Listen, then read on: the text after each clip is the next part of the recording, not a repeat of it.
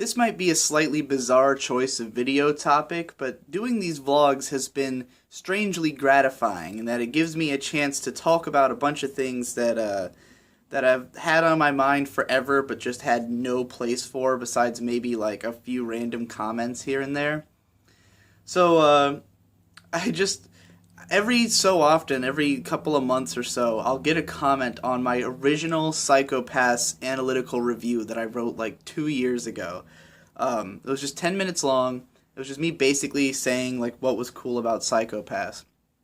And back then, my writing style was kind of different from now, where I had a tendency to load a lot of really loaded information into my videos that like without explaining myself super well, like stuff that I might word something in a very careful way and expect the audience to get exactly what I mean, when sometimes what I mean is confusing. It's the kind of thing where I word stuff so carefully that if you read anything additional into what I say other than exactly what I said, then you'll be missing the point. So with this Psycho-Pass video, there's a part, and I should have rewatched it and memorized the phrasing I actually used in the video for this, but there's a part where I'm essentially saying that living in the world of Psycho-Pass within the Sibyl system would be good for the people living inside of it. And this was like really horribly misunderstood by tons of commenters. And I've had like every so often I'll get this comment that'll be like angry, usually really angry at me for suggesting that I would ever want to live in the Sibyl system, which is not what I said. And it's such an important distinction to me, because the point I was trying to make is that if you grew up in the Sibyl system, it would be great. It would be perfect, because in the Society of Psycho-Pass, there's barely any criminals. Like, the show focuses on the criminals that there are, but we are repeatedly told that there's barely any criminals and that most people are happy, that most people are living life perfectly. And the point I was trying to make is that the Sibyl system, it doesn't really like force you to do things. What it does is it interprets who you are and it recommends you the best possible path to take. And I see no reason that you wouldn't be happy living in that system. If you were like a person, let's say that you didn't really know that you would be happiest as an artist, and then the Sibyl system like reads your personality, and with like a 99% accuracy rating, if not higher, it says, oh, we think you'd be a good artist. And you go, really? But then you do it and you end up being happy for the rest of your life. That's the point of the Sibyl system in the show. And they try to make that clear, but it's so... I think that my biggest problem with Psycho-Pass is that it doesn't have enough time to show a lot more of that. We really only get it through Akane's friends when she hangs out with them, and they talk about how, like, you know, even though, like, there's the part where she's talking to the one friend who in the film gets married, and, like, there's this vague kind of dissatisfaction that people feel with the idea that they don't, like the fact that they realize they don't have agency over their lives, but then the things that the Sibyl system gives to them always makes them happy. So that's why people don't fight against the system, because ultimately it's a good thing for them.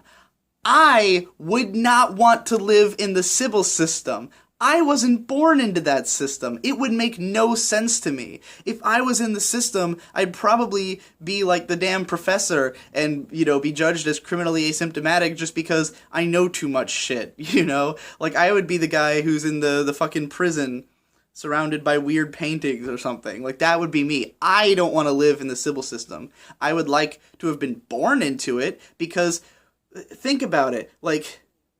I guess a lot of people value their freedom a lot. We grew up in a society that values freedom, but imagine if you had been born into a society where everything just worked. Everything made sense, everything worked, because there was a system making an objective, according to itself, judgment about people, and it actually worked. You know, that's the secret of the show. That's what makes the show interesting, is that the system actually works for the most part. There's certain people who fall through the cracks, but guess what? In our current society, way more people fall through the cracks. It doesn't work for tons of people. The school system constantly fails almost everyone who's fucking in it. The economy is a gigantic failure. Most of our world is a huge failure for most of the people in it, you know? So, like, to see a society that works so much better than ours, and then, like,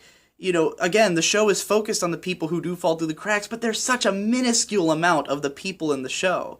Their society clearly works better than ours, and that's why Akane can't shut it down at the end of the show, because even though she disagrees with the methodology, and she believes that one day we will find a better system where people won't fall through the cracks in the way that they do, she knows that just shutting the system down will revert all the progress it's made. We won't have the incredible lack of crime and the incredible social welfare and happiness that people have in the show if she shuts down the system. So there's no clear-cut way to do that and for it to be automatically better, other than we get my freedom and my humanity, because that's how we feel in our society, which has raised us to value things like freedom and, you know, and to regard that as what is human, because every other fucking dystopia work just ends that way. It's just, well, the system's inherently evil, so let's take it down. Whereas in this show, it's like, the system is inherently evil, but it's doing so much good that shutting it down would be really short-sighted, and let's consider how we can move forward instead of moving backwards. That's the point of Psycho-Pass, and the point of the ending. So, hopefully that's more clear than whatever I said in that video from way back, but I know most people probably have never even thought about this again after that video. It's just that it's so weird that I still get comments on it to this day, and there's no way for me to just, like, respond to every single one of them. And those people will never see this video, probably, because they're always just, like, angry, random people passing through and getting mad at me. One guy, like, today, like, left, like, 8 comments, all steamed, that I said anything good about the civil system, and then said, like, unsubscribed and all this other shit, and I was just like, whatever, man, if you want to completely misinterpret my point and then unsubscribe from my channel, you go right ahead. While I'm on the mic, by the way, I want to talk a little bit about Psycho-Pass in general, because in relation to my whole boring taste thing, because I have Psycho-Pass on there, which that video, I've closed comments on it because it spiraled way out of control. People think I'm like, I guess people took it as like an attack on the character of people who like the shows that I find to be boring to like, which is not the intention of the video at all. And people, of course, were then attacking my favorites and being like, ooh, well, blah, blah, blah, Psycho-Pass and stuff. Like, accusing Psycho-Pass of being a show that tries to look smart. And all I really have to say to that is, the show's title is a stupid pun. Psycho-Pass. The joke is that the way you pronounce psychopath in Japanese is psychopassu. So they took Psycho-Passu and made that the name of an object that reads your how criminal you are and grades you on it, and it's your Psycho-Pass. It's the stupidest thing ever, and it's the title of the fucking show. I think if you can walk into that show and not think that it has some level of self-awareness about the fact that it's like a dumb cartoon, like it's a parable, it's completely unrealistic, it doesn't make any fucking sense. How could the civil system possibly have overtaken this society? But if you look at the title and it's called a pun on the word psychopath, it's corny as fuck, and I think that was intentional to let you know, like, hey, don't take this too seriously. It's a fun dystopian show. Because with shows like that have such a stupid concept, like, the point of the show is, like, to explore the ideas of it. You know, like, this society could never exist, but let's say it did. Here's what would be interesting about it. And that's why it's a fun show. I don't think it tries that hard to look smart. Just because it happens to quote some books from foreign people who wrote about, it's like, there's this weird brand of anti-intellectualism where, like, anything that, like references anything smart is therefore trying to look smart, even if it's not necessary. It's like what, would you rather have Psycho-Pass without the literary references? Would that suddenly make it not pretentious? I have no idea. So anyway, whatever. That's my point. See you later.